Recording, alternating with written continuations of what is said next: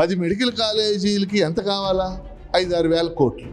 5-6 వేల కోట్లు ఒక రాష్ట్ర ప్రభుత్వానికి 2,50,000 కోట్ల బడ్జెట్ ప్రతిపాదించిన ప్రభుత్వానికి పెద్ద లెక్కలో విషయం కాదు. దాదాపు 700 ఎకరాల పట్టణ భూమి పెద్ద పెద్ద బడా కార్పొరేట్ శక్తులకి, బడా ప్రైవేట్ వైద్య సంస్థలకి అందించాలనే కుటీల ప్రయత్నం తప్పితే మరొకటి లేదు. నిర్వహించలేకుండా ఉంది అంటే అసమర్థంగా ఉన్నట్టే కదా. మీరు సంపద సృష్టిస్తామని కదా మీరు వచ్చారు. 4,000 కోట్లు, సుమారు 4,000 కోట్లు పెడితే నిర్మాణం ఉన్న 10 మెడికల్ కాలేజీలు పూర్తవుతాయి. ఒక ఈఎస్ఐ హాస్పిటల్ పర్మిషన్కే మీరు అంత కష్టపడితే మెడికల్ కాలేజ్ పర్మిషన్కి ఇంకెంత కష్టం అవుతుందండి? అటవీ ప్రాంతంలో రోడ్లు వేయడం గొప్ప అయితే అటవీ ప్రాంతంలో వైద్యాన్ని అందించడం గొప్ప. రాష్ట్రానికి సంబంధించి మెడికల్ కాలేజీ సంబంధించి ఒకటే విషయం, 10 మెడికల్ కాలేజీలు వెనుకబడిన ప్రాంతాల్లో నిర్మాణం జరుగుతుంది. మీకు తెలుసు, ఆదోని, మార్కాపురం, కొత్త జిల్లా, అది నర్సీపట్నం, ఇవన్నీ వెనుకబడినటువంటి ప్రాంతాలు. ఒక మెడికల్ కాలేజీ వస్తే అక్కడ మెడికల్ కాలేజీ సీట్లే కాదు, 300 పడకల ఆసుపత్రి రావాలి. అది పేదవాళ్ళకి ఎంతో ఉపయోగం. ఇప్పుడు ఉదాహరణకు మీకు మార్కాపురం, గిద్దలూరు, కనిగిరి అన్నీ వెనుకబడిన ప్రాంతాలు. అందుకని 10 మెడికల్ కాలేజీలకి ఎంత కావాలా? 5-6 వేల కోట్లు. 5-6 వేల కోట్లు ఒక రాష్ట్ర ప్రభుత్వానికి 2,50,000 కోట్ల బడ్జెట్ ప్రతిపాదించిన ప్రభుత్వానికి పెద్ద లెక్కలో విషయం కాదు. విషయం ఏంటంటే పీపీపీ పేరుతో ఇటు ప్రైవేట్ వాళ్ళకి అప్పచెప్పాలి. ఆల్రెడీ ప్రతి మెడికల్ కాలేజీకి 50 నుంచి 60 ఎకరాలు భూసేకరణ చేశారు. ఆ భూములు అప్పచెప్పాలని దుర్మార్గమైన విషయం తప్పితే, అందుకని మేము దీన్ని వ్యతిరేకిస్తున్నాం. వెంటనే ప్రభుత్వమే 2 బడ్జెట్లో 3,000 కోట్లు కేటాయిస్తే ఇవి పూర్తి అయిపోతాయి. అలా చేయాలని మేము డిమాండ్ చేస్తాం. గత ప్రభుత్వం 17 ప్రభుత్వ మెడికల్ కళాశాలని నిర్మిస్తూ ఉంది. ఆ నిర్మాణం పూర్తయి 7 కళాశాలలు అమల్లోకి వచ్చినాయి. మిగిలిన 10 కళాశాలని నేడున్న ప్రభుత్వం గత 2 సంవత్సరాలుగా ₹1 ఖర్చు పెట్టకుండా, ఒక ఇటుకను అదనంగా చేర్చకుండా ఆ నిర్మాణాన్ని అలాగే ఆపేసి వాటిని పీపీపీ పద్ధతిలో ప్రైవేటీకరణ చేయాలని చూడటం పౌర సమాజం తీవ్రంగా ఖండిస్తూ ఉంది. దాదాపు 700 ఎకరాల పట్టణ భూమి పెద్ద పెద్ద బడా కార్పొరేట్ శక్తులకి, బడా ప్రైవేట్ వైద్య సంస్థలకి అందించాలనే కుటీల ప్రయత్నం తప్పితే మరొకటి లేదు. ఈ 10 మెడికల్ కళాశాలలు ప్రభుత్వ రంగంలో కొనసాగితే అయ్యే ఖర్చు 4-5 వేల కోట్ల రూపాయలు. కానీ కొన్ని లక్షల మంది పేద రోగులకి సూపర్ స్పెషాలిటీ వైద్యం అందించే అవకాశం ఉంటుంది. సామాజిక న్యాయం అమలవుతుంది, రిజర్వేషన్స్ అమలవుతాయి. వైద్య విద్య ఖర్చు లేకుండా అతి తక్కువ ఖర్చుతో పేద విద్యార్థులు మెరిట్ ప్రకారం వైద్య విద్యను పొందే అవకాశం ఉంటుంది. రాష్ట్ర ముఖ్యమంత్రి పునరాలోచించి ఈ పీపీపీ పద్ధతికి స్వస్తి పలికి ప్రభుత్వమే ఈ 10 ప్రభుత్వ మెడికల్ కళాశాలని వెంటనే నిర్మించాలని, త్వరలో ప్రారంభించాలని కోరుకుంటున్నాం. సార్, ఇప్పుడు గవర్నమెంట్ రాష్ట్ర ఖజానా ఖాళీ అయిపోయింది, ప్రత్యామ్నాయ మార్గాలు చెప్తారు సత్యకుమార్ గారు. అంటే రాష్ట్ర ప్రభుత్వం చెప్పే మాటలకి చేస్తున్న ఆచరణకి ఎంతో తేడా కనపడుతూ ఉంది. ఒక అమరావతి అనే పేరుతో కేవలం అద్దాలు నిర్మించడానికి, భవనాలకు అద్దాలు, ఆధునిక అద్దాలు నిర్మించడానికి 3,000 కోట్లు కేటాయించింది. రకరకాల ఈవెంట్స్కి, రకరకాల ప్రభుత్వ కార్యక్రమాలకి, అడ్వర్టైజ్మెంట్లకి 100,000 కోట్ల రూపాయలు ఖర్చు పెడతా ఉన్నాం. సింగపూర్ టూర్కి, వ్యవసాయం లేని చోట వ్యవసాయ మంత్రిని సింగపూర్ టూర్కి పంపించిన పరిస్థితి ఉంది. ఇలాంటి వృధా ఖర్చుల్ని మానుకొని అత్యధిక పేదలకు ఉపయోగపడే వైద్యం అందించే ప్రభుత్వ మెడికల్ కళాశాలని నిర్మించాలని, పూర్తి చేయాలని కోరుకుంటున్నాం. ఇప్పుడు ఆరోగ్యశ్రీ ద్వారా కొన్ని మెడికల్ కాలేజీలు అవే స్వయం ప్రతిపత్తితోటి ఆరోగ్యశ్రీ డబ్బులతోటి కోట్లు ఆర్జించి ఆ డబ్బుల్ని ఆ మెడికల్ కాలేజ్ అభివృద్ధికి వాడుతున్నాయి. బెస్ట్ ఎగ్జాంపుల్ వచ్చి Kurnool medical college cath lab ద్వారా సాలీనా 40 కోట్ల వరకు సంపాదిస్తుంది. అది కూడా అమ్ముదామని చూసి క్యాత్ ల్యాబ్ని ఇప్పుడు ప్రైవేటైజ్ చేసి టెండర్లు పిలిచారు. అంటే అది కూడా ఎంతకి, సంవత్సరానికి 3 లక్షల కింద, నెలకి 3 లక్షల కింద పిలిచారు. అంటే మిగిలే 36 కోట్లు, 40 కోట్లు ప్రైవేట్ వాళ్ళ పరం చేసుకుంటారు. అంటే క్యాత్ ల్యాబ్ పెట్టింది ప్రభుత్వం, బిల్డింగ్ ప్రభుత్వాన్ని, క్యాత్ ల్యాబ్ ఎక్విప్మెంట్ ప్రభుత్వాన్ని. సో డబ్బులు వస్తున్న మెడికల్ కాలేజీలను కూడా వాటి ఆదాయ వనరుల్ని చంపేసి లాభదాయకంగా లేదు, ప్రభుత్వం మెడికల్ కాలేజీలు నడిపితే నష్టపోతుంది అనే ఒక ఇమేజ్ క్రియేట్ చేసి ఈ కొత్తగా వస్తున్న మెడికల్ కాలేజీని కట్టకుండా ఉండాలి లేదా ప్రైవేట్ వాళ్ళకి అప్పచెప్పాలి అనే కుట్రతోటి ఇదంతా చేస్తున్నారు. నిన్నే ఆదిత్య కంపెనీతోటి ఒప్పందం చేసుకున్నారు. 25 ఎకరాల భూమిని రాజధాని నిడమర్రు ప్రాంతంలో వాళ్ళకి లీజుకి ఇచ్చారు. నేషనల్ మెడికల్ కౌన్సిల్ నిబంధనల ప్రకారం కాలేజీకి 10 కిలోమీటర్ల దూరం ఉండాలి. నిడమర్రు నుంచి ఎయిమ్స్ కాలేజ్ 4 కిలోమీటర్ల దూరంలో ఉంటుంది. ఎన్ఆర్ఐ మెడికల్ కాలేజ్ 6 కిలోమీటర్ల దూరంలో ఉంటుంది. అదే గుంటూరు మెడికల్ కాలేజ్ ఒక 20-25 కిలోమీటర్లు ఉంటుంది. ఇంత దగ్గరలో మెడికల్ కాలేజీలు ఉన్నప్పుడు కావాల్సిన పేషెంట్ లేక, విద్యార్థులకి స్టడీ మెటీరియల్ లేక క్వాలిటీ మెడికల్ ఎడ్యుకేషన్ ఉండదు. అయినా కూడా అక్కడికి తీసుకెళ్ళి ఇస్తానికి కారణం ఏంటంటే క్వాలిటీ మెడికల్ ఎడ్యుకేషన్ ఉండదని తెలుసు, అక్కడ పేషెంట్లు ఉండరు అని తెలుసు. కానీ ఏంటంటే కేవలం ఈ పేరు చెప్పుకొని ఆ ఆస్తుల్ని కైవసం చేసుకోవటం, డబ్బులు చేసుకుందనే ఉద్దేశం తప్ప, అదే మెడికల్ కాలేజ్ లేని ప్రాంతంలో, మా జిల్లాలో ఎన్టీఆర్ జిల్లాలో ఏకొండూరు ప్రాంతం ఉంది, అక్కడ కిడ్నీ సమస్యలతో ప్రజలు చనిపోతున్నారు. అటువంటి చోట ఈ ప్రైవేటు వ్యక్తులు వెళ్ళి మెడికల్ కాలేజీలు పెడితే ఉద్దానంలో కిడ్నీ సమస్యల్ని మనం అరికట్టినట్టుగా అటువంటి ప్రాంతాల్లో మెడికల్ కాలేజ్ కట్టినట్టయితే ప్రజలకు ఉపయోగపడుతుంది. అదే 4 కాలేజీలు పక్కపక్కనే ఉండి అక్కడ కాలేజ్ ఉండటం వల్ల మిగతా కాలేజీలకి నష్టం, విద్యార్థులకి నష్టం. రాష్ట్ర ప్రభుత్వం మీరు ఇచ్చిన ఏదైతే పీపీపీ అమౌంట్ మీరు కట్టుకోవడం చెప్తారు సత్యకుమార్ గారు, రాష్ట్రంలో ఖజానా ఖాళీ లేదు, జగన్మోహన్ అంతా ఖాళీ చేసి వెళ్ళిపోయారు, నడిపించే పరిస్థితి లేదు కనుక పీపీపీకే వెళ్తామని చెప్తారు.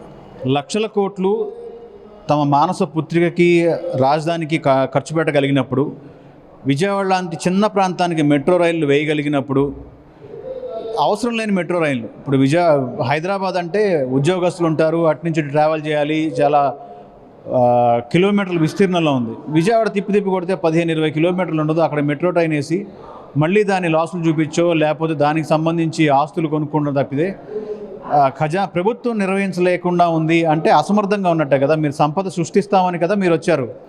మీరు రాగానే సంపదలు కనకవర్షం కురుస్తుంది రాష్ట్రంలో అని కదా వచ్చారు. మీరు కూడా వచ్చి కట్టుబడి ఉన్న మెడికల్ కాలేజ్ నిర్వహించలేకపోతున్నాం అంటే అది మీ అసమర్థతను ఒప్పుకోవాలి. జగన్మోహన్ రెడ్డి గారు చెప్పినట్టు ఒకవేళ మీరు పీపీపీ మోడల్కే కట్టుబడి ఉన్నా, ఒకవేళ ప్రైవేటు వ్యక్తులకు ఇచ్చినా కూడా మేము రాగానే దాన్ని ప్రభుత్వ పరం చేస్తాం. ఈ ప్రాసెస్లో ఏదైతే అవినీతికి మీరు పాల్పడతారో అందులో ప్రతి వ్యక్తి చట్టపరంగా చర్యలు తీసుకుంటాం, వాళ్ళకి శిక్షలు వేస్తాం. రాష్ట్ర ప్రభుత్వం చూస్తుంటే డబ్బు లేదంటారు, జీతాలకు డబ్బులు సరిపోవట్లేదు అంటారు, పథకాలు కొడతా అన్నారు. ఇవన్నీ తీసుకెళ్ళి ఒక చోట పెడతాను అంటే రాజధాని ప్రాంతం అనే ముసుగులో వాళ్ళు ఒక చోట పెడతాను. కానీ అద్దాల మెడలకి లేకపోతే వాళ్ళు కొన్న స్థలాలకు రోడ్లు వేసుకోవడం, మౌలిక సదుపాయాలు కల్పించడానికి వేల కోట్లు, దాదాపు 3,000 కోట్లు ఖర్చు పెట్టే పరిస్థితికి ఉంది. మొన్న క్యాబినెట్ మీటింగ్ జరిగింది. 3,000 కోట్లు ఓన్లీ అద్దాల బిల్డింగ్కి, తర్వాత మౌలిక సదుపాయాలు ఖర్చు పెడతామన్నారు. ఓకే, రాజధానికి ఏం వ్యతిరేకం కాదు, మేము కూడా అందరికీ రాజధాని కావాలి, ప్రజా రాజధాని కావాలి. అలాగే ముందు ప్రజలు కావాలి. ప్రజలకు ఏం కావాలి? విద్య, వైద్యం కావాలి. అలాగే మెడికల్ కాలేజీలు ఉన్నాయి. ఈ రోజున 4,000 కోట్లు, సుమారు 4,000 కోట్లు పెడితే నిర్మాణం ఉన్న 10 మెడికల్ కాలేజీలు పూర్తవుతాయి. దాదాపు దానికి మనకి భూసేకరణ జరిగింది. దాదాపు 400 ఎకరాలు, రాష్ట్రంలో 400 ఎకరాలు భూసేకరణ జరిగింది ఆ మెడికల్ కాలేజీల కోసం. ఆల్రెడీ 50 to 60, 70% కొన్ని మెడికల్ కాలేజీలు నిర్మాణంలో ఉన్నాయి. అంటే కొంత అమౌంట్ పెట్టుకుంటే కనుక, కొంత వెసులుబాటు చూపిస్తే కనుక మెడికల్ కాలేజీలు అనేవి అందరికి పూర్తవుతాయి. ప్రజలకి వైద్యం కానీ, విద్య కానీ అన్నీ చేరుబాటులో ఉంటాయి. వైద్యం చదివే పిల్లలందరికీ ఇప్పుడు చదవాలంటే, ప్రైవేట్ కాలేజీలు చదవాలంటే లక్షలు ఖర్చు పెట్టి 40-50 లక్షలు ఫీజులు పెట్టి చదివే పరిస్థితుల్లో లేరు. అలాగే ఈ రోజున మన ఎక్కువ జనాభా, మన పేదరికంలో ఉండే జనాభా ఎక్కువ వైద్యం కోసం కావాలంటే, ఎక్కువ మంది వైద్యులు బయటకు వస్తే కనుక మనకి ప్రజలకి అందుబాటులో ఉంటే వాళ్ళ వైద్యం కానీ మొత్తం వాళ్ళ ఆరోగ్యం పట్ల శ్రద్ధ చూపించుకోవాలని కోరుకుంటున్నాం ప్రభుత్వాన్ని. రాష్ట్రంలో గత ప్రభుత్వం వైఎస్ఆర్ గవర్నమెంట్లో ఉన్నప్పుడు 12 మెడికల్ కాలేజీలో 10 మెడికల్ కాలేజీలు 60-70% పూర్తయిన ఉన్నాయి. అవి కనుక చేస్తే మెడికల్ కాలేజీలో దాదాపు 300 పడకల గది ఉన్న హాస్పిటల్ నిర్మాణం అవుతుంది.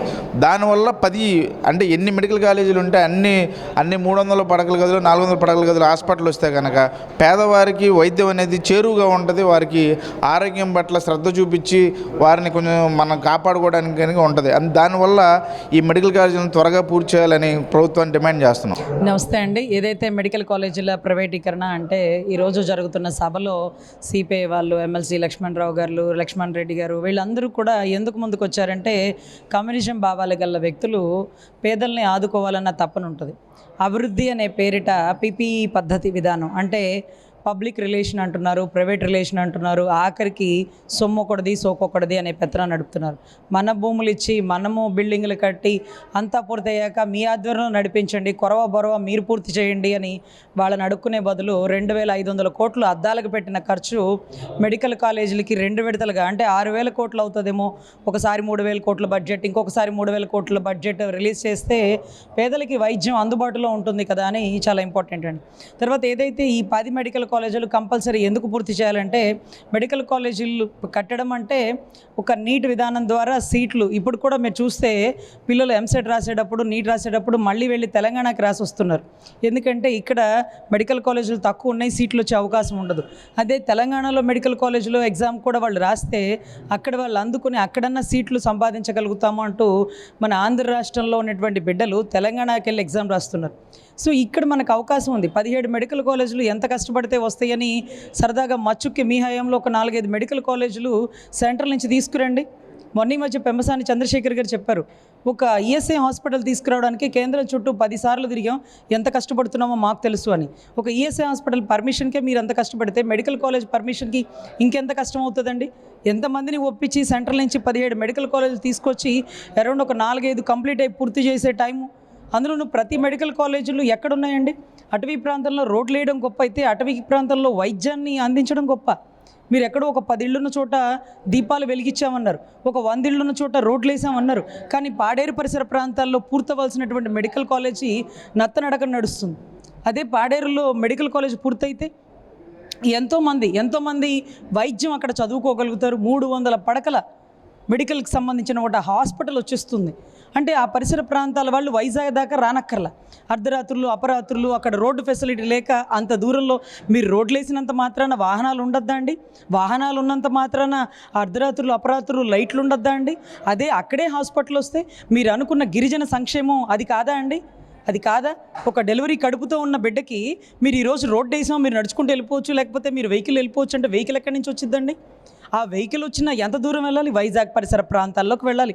పగలు తప్ప నైట్ డ్రైవింగ్ కూడా చేయలేని పరిస్థితిలో ఉండే ఏరియాల్లో ఒక మెడికల్ కాలేజ్ తీసుకురావాలన్న ఆలోచన ఒక అనుభవం లేనటువంటి ముఖ్యమంత్రి, అంటే మీరు చెప్తారు కదా 30 years ఇండస్ట్రీ 40 years ఇండస్ట్రీ అని, అలా అనుభవం కూడా లేనటువంటి ఒక ముఖ్యమంత్రి పాడేరులో పెట్టాలనుకున్నారు. మార్కాపురంలో సరదాకు కూడా చూడడానికి కూడా ఏమీ ఉండవండి, కానీ అటువంటి మార్కాపురంలో ఉంది. ఇకపోతే మీరు ఆ మెడికల్ కాలేజీలు ఎక్కడెక్కడ ఉన్నాయో చూడండి. ఆదోనికి ఎందుకు వెళ్తాం? ఏముంది ఆదోనిలో? కానీ ఒక మెడికల్ కాలేజ్ ఉందండి, సీట్ వస్తే వెళ్ళిపోతాం, మన పిల్లలు అక్కడ చదువుకుంటారు. ఆ ఏరియా పరిసర ప్రాంతాల వాళ్ళు ఆదోని నుంచి ఎక్కడికి వెళ్ళాలండి వైద్యానికి? కానీ ఆదోనిలో ఒక మెడికల్ కాలేజ్, మెడికల్ హాస్పిటల్, అది ఫ్రీ హాస్పిటల్. ఏ అర్ధరాత్రులు అపరాత్రులు ఉన్న ఆధార్ కార్డు తీసుకొని వెళ్ళిపోవచ్చండి. ఆధార్ కార్డు లేకపోయినా వెళ్ళిపోవచ్చండి. కానీ చేతిలో డబ్బులు లేకుండా, లేకపోతే క్రెడిట్ కార్డులో డబ్బులు లేకుండా, ఇంట్లో పెద్దవాళ్ళు లేకుండా, డబ్బులు లేకుండా వెళ్ళలేనటువంటి ఒక ప్రైవేటు హాస్పిటల్ని మీరు సంస్థాగతన చేస్తూ ప్రైవేటు వాళ్ళకి అప్పచెప్తామంటే టెండర్లు వేద్దామని మీరు ప్రకటించారు. ఎవరు వచ్చినారు టెండర్లకి? టెండర్లను రానివ్వను అంటూ కూడా గౌరవ మాజీ ముఖ్యమంత్రి వర్యులు చెప్తే ఎందుకు భయపడాలి? 3 సార్లు మీరే ఉంటారు, ఇంకా 3 సంవత్సరాలు మీరే ఉంటారు, అయినా కూడా టెండర్లు వేసేవాళ్ళు ఎందుకు రాలేదు? మళ్ళీ ప్రభుత్వం మారుతుందని వాళ్ళకి తెలుస్తుందేమో. టెండర్లు వేసిన టెండర్లకి డబ్బులు ఇవ్వనన్నాడేమో, టెండర్లు వాళ్ళని క్యాన్సిల్ చేయించేస్తానన్నాడేమో. ఇప్పుడు వరకు ఎంత ఖర్చు పెట్టుకుంటారో ₹1 కూడా ఇచ్చే పని లేదన్నాడేమో. సో ఒకటే గమనించండి, ఒక వ్యక్తి వస్తే దుర్మార్గులు భయపడుతున్నారు, ఒక వ్యక్తి వస్తానంటే సన్మార్గులు సంతోషపడుతున్నారు. అతను వస్తే మెడికల్ కాలేజీలు ప్రైవేటీకరణ ఆపుతాడు. అతను వస్తే అసలు మీరు ఒక్కటి ఆలోచించండి, ఏదైతే 300 పడకల హాస్పిటల్లో ఎన్ని ట్రీట్మెంట్లు జరుగుతాయండి? ఈరోజు హార్ట్ అటాక్ వస్తే ఒక అంబులెన్స్లో మీరు వేసిన రోడ్డు మీద అంబులెన్స్ దొరకాలి. అంబులెన్స్ దొరకందే రోడ్డు వేసి ఏం ఉపయోగం అండి? డోలు మీద తీసుకెళ్తారా? అంబులెన్స్ దొరకాలి. ఆ అంబులెన్స్ పెట్టింది ఎవరు? వైఎస్ జగన్మోహన్ రెడ్డి గారి తండ్రి వైఎస్ రాజశేఖర రెడ్డి గారు కదా, 108లు. అదే రకంగా వైఎస్ఆర్ ఆరోగ్యశ్రీ మీకు తెలుసా? మీరు డబ్బు ఉంది కాబట్టి ఈరోజు మీకు సైనస్ సర్జరీ కూడా హైదరాబాద్లో చేయించుకున్నారు. ఆయన గులకరాయి పెట్టి కొట్టినప్పుడు కూడా ఆయన హైదరాబాద్లో చేయించుకున్నారు. కానీ ఆంధ్ర రాష్ట్రంలో ఎవరు చేయించుకోవట్లా. ఎందుకని? ఆంధ్ర రాష్ట్రంలో ప్రతిష్టాత్మకమైన ఒక హాస్పిటల్ పెడితే మీలాంటి ముఖ్యమంత్రులు, మాజీ ముఖ్యమంత్రులు, లేకపోతే ఉప ముఖ్యమంత్రులు మీరు అందరూ కూడా ఇక్కడే ట్రీట్మెంట్ తీసుకోవచ్చు కదా. ప్రతిష్టాత్మకమైన రాజధాని కట్టనక్కర్లేదండి. ప్రతిష్టాత్మకంగా ప్రపంచవ్యాప్తంగా ఉండేటటువంటి మెడికల్ హాస్పిటల్స్ కట్టండి. పెద్ద పెద్ద వాళ్ళు ఇక్కడికి వచ్చి ట్రీట్మెంట్ తీసుకుంటుంటే మాకు సంతోషంగా ఉంటుంది. మా ఏరియాలో ఉండాల్సిన వాళ్ళు మీళ్ళేమో హైదరాబాద్లో, మా దగ్గర ట్రీట్మెంట్ తీసుకోవాల్సిన మీరేమో హైదరాబాద్లో, మాకు వైద్యం అందాల్సిన పరిస్థితుల్లో మెడికల్ కాలేజీలు ప్రైవేటీకరణ. వైఎస్ఆర్ ఆరోగ్యశ్రీ పెట్టినప్పుడు పేదవాడు కూడా డబ్బున్న వాడితో సరి సమానంగా పక్క బెడ్ మీద పడుకొని ట్రీట్మెంట్ తీసుకుంటూ అసలు ఒకటే మాట, రాజన్న బిడ్డ జగనన్న వస్తున్నాడు, ఈరోజు ఇంత గొప్ప వైద్యం అందుతుంటే వాళ్ళ తండ్రి చలవా అని ఎంతమంది చెప్పుకున్నారండి. వైఎస్ఆర్ ఆరోగ్యశ్రీ అనగానే ఆ మోగుతున్న అంబులెన్స్లు, సైరన్లు పల్లెటూర్లలో తిరుగుతుంటే ఎంత సంతోషంగా ఉందండి.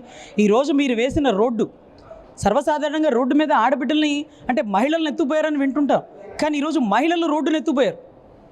మహిళలు రోడ్డును ఎత్తుపోయారు సార్. రోడ్డు మీద మహిళలు ఎత్తుపోలా, మహిళలే రోడ్డును ఎత్తుపోయారు.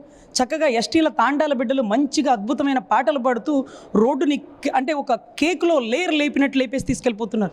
మీరు అంటానే ఉన్నారులేండి, ఏఐ టెక్నాలజీ ద్వారా కట్టినట్టు అనిపించింది ఈ రోడ్డు చూస్తే ఇంత తొందరగానే. అఫ్కోర్స్ అది కూడా ఏఐ టెక్నాలజీ వాడినట్టున్నారు. మీ సంతృప్తి కోసం మీ మాట తీసేయలేక ఒక లేయర్ రోడ్డు వేసినారు. ఆ లేయర్ రోడ్డు ఆడబిడ్డలు లేపేస్తున్నారు. అది లైవ్లో మేము చూస్తున్నాం. అదే రోడ్డు మీద మీరు పసిబిడ్డలను పెట్టుకొని ఫోటో దిగినారు. ఎండాకాలం పసిబిడ్డలను పెట్టుకొని ఫోటో దిగినారు. కానీ మీరు వెళ్ళిపోయాక లేయర్ లేపేస్తున్నారు.